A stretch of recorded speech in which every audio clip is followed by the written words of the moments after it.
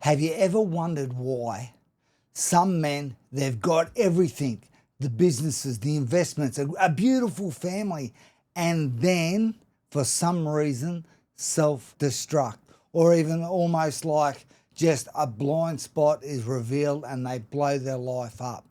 So in this video, I'm going to explain what I believe is the biggest thing you can do to actually ensure that that doesn't happen. And maybe this is for somebody here who actually knows somebody, a great, successful, on purpose, on mission man who's about to blow up his life. Okay, this is going to be a video for him that maybe you can share it with him.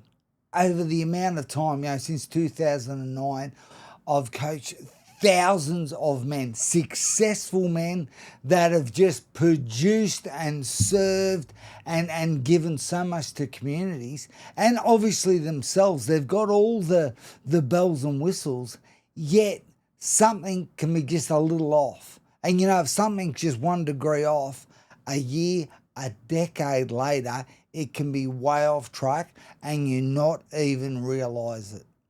So a quick story, a great man, Darren, okay? And I talk about Darren, but he represents a lot of men that I've coached, particularly when I had that Fight Like a Pro boxing program.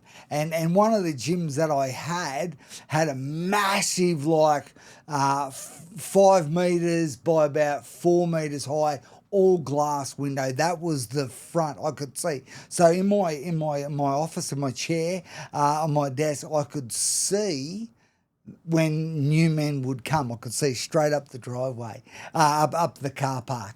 And between 4, 5 and even up to 6 groups of new men, 24 men at a time, would start. So it's like every other month a new group, and I'd see him pull up in the car park, and it's one particular guy, Darren. This is typical. Okay, what I would see out of every group of between 20 and 24 men, there would always be a handful of guys like this. Very on the appearance, very successful. Pull up in a couple of $100,000 car, the best glasses, all the bells and whistles. They look like they just walked out of a Nike commercial. They got it all, and great family, great business, all this stuff, And I'm telling you, so many men, and they're great men. Oh, I'm not saying, particularly this Darren, just a great guy, a servant-hearted fella. But there was something off, and normally, I laugh now. We laugh, Darren and I. I'm not talking behind his back. We laugh about it years later, decade later. Because there was such an overcompensation. But he didn't know. He was unaware that he was overcompensating. So it goes like this. I'm telling stories from the past, hero stories like it was 20 years ago. Always trying to do more than what's required. Always overachieving. And always looking to be seen, I'm just being real here, like Darren. He's a long way past. He doesn't really care what anyone thinks these days. Hence, I could do this. I could talk about him. You see, what would happen though, as you get to a certain point, a couple of weeks in, we'll give you a cornerman. Like normally 3 fighters or 2 or 3 fighters will get 2 or 3, sometimes 4 cornermen. Different cornermen would specialise in different things. So I'd be very select who I would pair up. You would have to. So all of a sudden you're in that ring and you start, sparring, getting hit. And of course, there's no, inside that box ring doesn't discriminate anybody. Doesn't care how much money you earn, what car you drive, where you live, it doesn't care. Okay, but what's really good about that, you become real and authentic and honest with yourself. And the crucial part about that is having the right cornerman, the right people around you. It's crucial. Otherwise, particularly under pressure, the real you comes out. And that's where it's very important to be honest. Hey, how are you going? Well, I'm not doing too good today. It's like Corner will say, oh, well, I can see that. Yeah. So what I want to do, what we're going to do here, and if you've got a pad and pen, this is a good time to grab it. I want you to write down, I want to ask you 3 questions, okay, to help you with this process. And the first question, particularly when it comes to men that are very successful and, have built amazing things, this is the question. Have I built it for myself? Like, why have I built it? Or have I built it for approval? Have I built it for others so that I look good? Why have you built what you built? Like, why? Like, hey, you just write down, be honest, maybe you need to think about it. Because, we can all give these answers really quick off the cuff. But have you really built what you built for approval? And number 2, if you were to strip everything back, okay, just say you got the clothes on your back today, that's it. Can you really answer the question, like, who are you? Like, do you actually know who you are? If you take away all that performance, how often when you meet somebody for the first time and how quickly they say, so what do? They try and size you up. They try and put you in a box. So if you were to remove that, like, who are you? And, like so many men, this third question, right? Because so many men are so busy doing this, doing that, looking good. How you going? Busy. This is what I've experienced with coaching men since 2009. Successful men we're talking about here. Men that are movers and shakers and doing great things in the world. But sometimes there reaches a point where you're so busy, so consumed. I always say, well, so what are you actually avoiding? And quite often you'll never be able to answer. I've never really had anybody that's been able to answer that while they're busy, okay?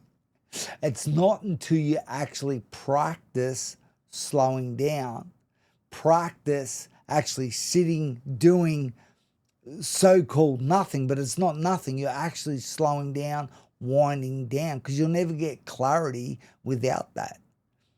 So normally when you practice that, I call it the Sabbath. We're called to rest one day.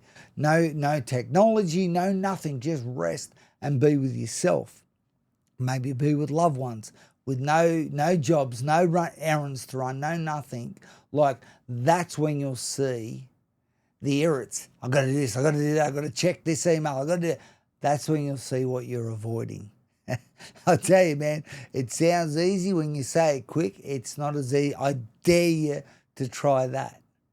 And see, the main thing that's going to help you, that's going to help me, it has helped me, which will help every man, is friendship, mateship, camaraderie.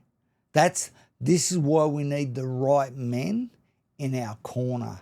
This is why we need the right men, because when you're in a fight, okay, I don't know whether you've been in a boxing match, or some kind of combat sport, one-on-one, when you're in the fight, quite often you can barely see in front of you. It's happening so fast. But you understand, from a cornerman's position, he can see everything. He stand back. And that's why that was one of the best things, particularly for Darren, to be able to start to trust and listen to his cornerman. Actually, because this has been my experience. A lot of the mentors and coaches I've had over the years, they become like close, best friends, best mates, share the journey with them. And obviously the same when I've coached so many men. Some of those men there, you become so tight. You become so rock solid. So that's the job. That's the job of a cornerman. But most of us that have had massive success, and we've all been hurt, we've been burnt along the way. It's challenging. Trust has been broken. But man, you've got to, the most important thing I believe in going the distance for men to have success and then more success, we must be intentional about forging relationships, mateship, men that we can trust and rely on. That's paramount. And I mean, the thing is, we all know that fishing story. Maybe you've been fishing and you've caught the biggest fish ever. This is awesome. What if you're on your own? You think about that. You have the best time. You catch the biggest fish. It's a ripper. All you want to do is share that experience with somebody. If I'm wrong, let me know I'm wrong. If I'm right, say, give me a thumbs up. Like, all you want to do is share that experience with somebody that you're tight with. That's what, as mates, as when we forge these male relationships, man. That's what we want to do, is share the wins. We're going to get used to sharing the down times. We're going to share the lot. That's how relationships are built. And really, that's how transformation happens, by sharing the ups and downs, going through it, not just stopping and camping at the bottom of a valley. We must keep forging. This is where we need mates for accountability, to share the journey, share the experience, having that cornerman. So one of the things that I talk about in my rite of passage for the Modern Man ebook, okay? It's an ebook. I got a hard copy, but it's an ebook, all right? I'll put a link in we'll get a link put in there anyway about that, so you can get it straight away. Because one of the things that I talk about there is we need 3 groups of men, okay?